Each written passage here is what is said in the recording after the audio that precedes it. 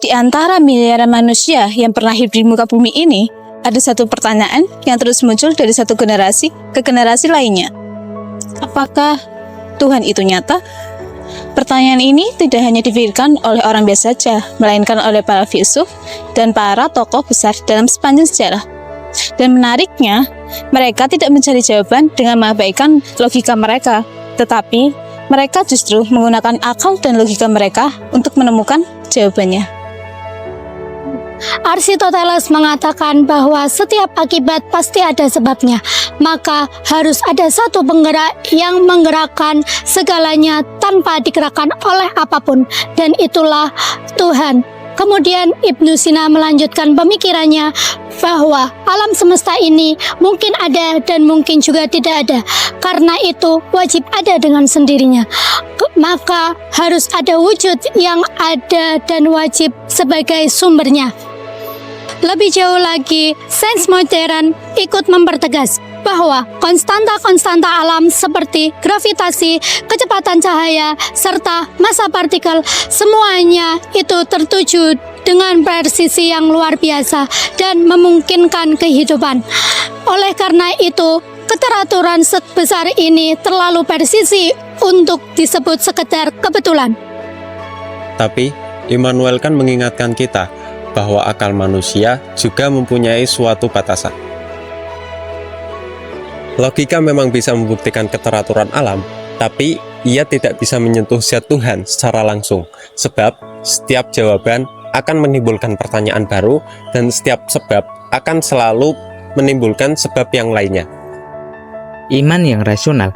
Terkait hal ini, Pascal pernah berkata secara logis, percaya kepada Tuhan adalah taruhan yang paling masuk logika, sebab jika Tuhan itu ada dan kamu percaya, kamu akan mendapatkan segalanya. Namun jika tidak, kau tidak akan kehilangan apapun yang berarti. Lalu Al-Ghazali menambahkan, logika adalah alat yang paling mulia. Tapi untuk benar-benar merasakan Tuhan, kita butuh sesuatu yang lebih. Ibarat ada orang yang membaca semua buku tentang cinta, tetapi belum pernah merasakan jatuh cinta. Ia mungkin tahu segalanya, tapi belum pernah merasakannya. Jadi, iman bukanlah sekedar lompatan dari logika, melainkan iman adalah langkah berikutnya untuk mencapai ujung jalannya. Pada akhirnya, para filsuf mengajarkan bahwa iman dan logika bukanlah dua musuh yang saling menjatuhkan. Logika adalah pondasi yang membangun jalannya, sedangkan iman adalah sayap yang membawa kita sampai ke tujuan. Oleh karena itu, iman cerdas adalah iman yang berani berpikir, di mana kebijaksanaan tertinggi bukanlah ketika kita bisa menjawab pertanyaan tentang Tuhan, tetapi melainkan ketika kita mengetahui kebenaran Tuhan karena pertanyaan-pertanyaan yang kita muncul.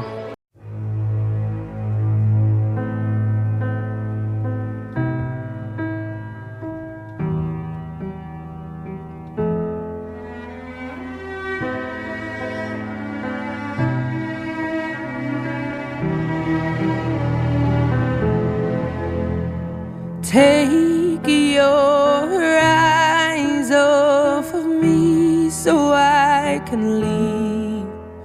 I'm far too ashamed to do it with you watching me. This is never ending, we have been here before. But I can't stay this time, 'cause I don't love you anymore. Please stay where you are, don't come any closer.